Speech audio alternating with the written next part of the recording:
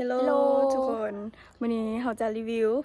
หานบรรณาสนม ไปเบิ่งกันเลย ไปเลย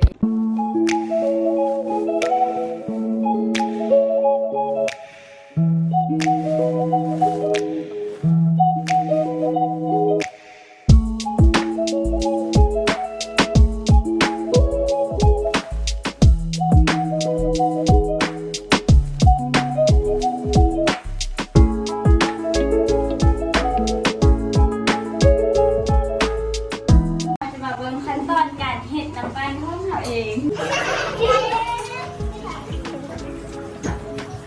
อุปกรณ์ต่างๆนานาอันนี้เป็น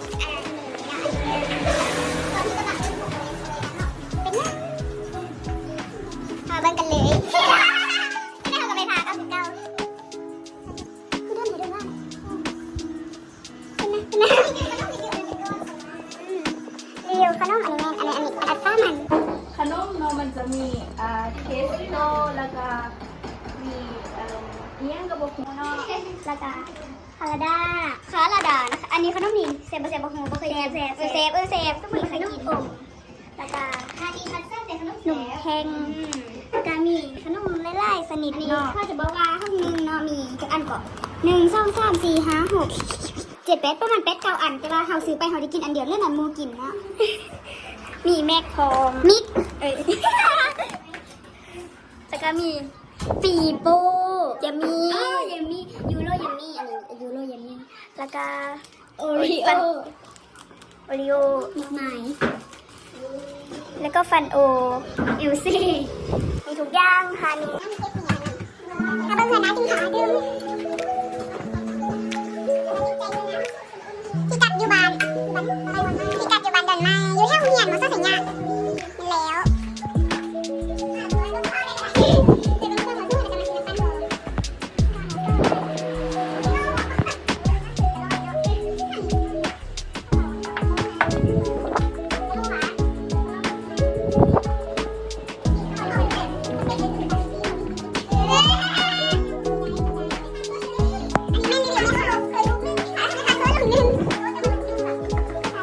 ่บรรยากาศทางนอกห้องมีเพชรก็ไม่ค่อยเพิ่งเลยนี่มุมนี้จะเป็นมุมพายหูบลิ้นไปนั่ง นี่เดี๋ยวมุมพายหูบเขาพวกหาอะไรเขามันจะซิกซิกเก๊เสวยจริงอะไรจริงหนังแบบเต็มที่อันนี้เป็นเมนูข้องหานบานนาสานมอันที่หนึ่งสาอันนี้เอาเบิ้งอันบวปันก่อน เมนูที่บัวไดปั้นนั่นเองเนาะ มีสาหนุ่มไต้หวันอันนี้เป็นโจ๊ก12สาหนุ่มไต้หวันสาเขียวมัทฉะสาเขียวน้ำผึ้ง ใส่เขี้ยวน้ำผึ้งมะนาวใส่เขี้ยวมะลิแต่การน้ำผึ้งมะนาวอันนี้เป็นสาส่วนนมไก่เป็นนมสดนางนาลีนจะอ่านดูอ่านเป็นบอกโกโก้นมสดนมฮอกไกโชบาซูนมฮอกไกโชบาซูก้า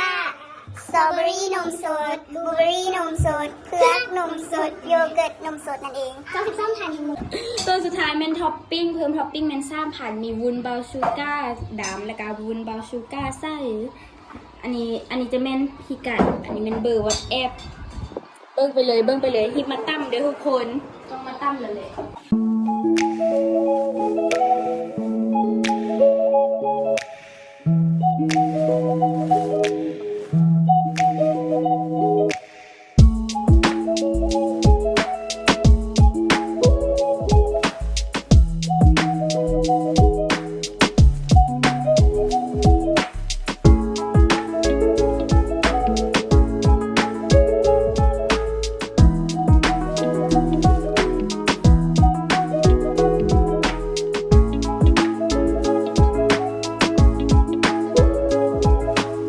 นี่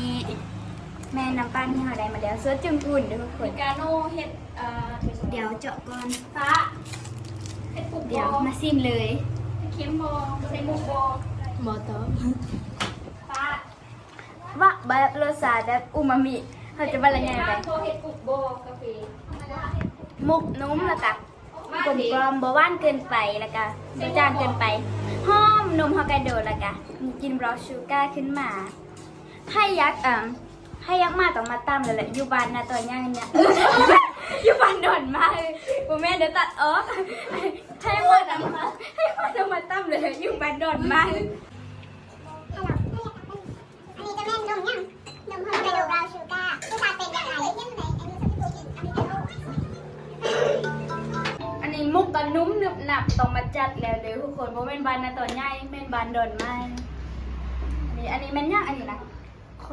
อันนี้แม่นสาไต้หวันกำลังจะมืดแล้วทุกคนแต่ว่าแซ่บเลิกอันนี้ก็หอมสาวันนี้แม่นเฮาจะมารีวิวกาแฟดำเดี๋ยวไม่กาแฟดำอันนี้ก็ว่าอันนี้เป็นอเมริกาโน่เป็นกาแฟดำเอาไปเลยค่ะแล้วส่วนอันนี้ของเฮาจะแม่นนมสดฮอกไกโดบราวน์ชูการ์อันนี้จะเป็น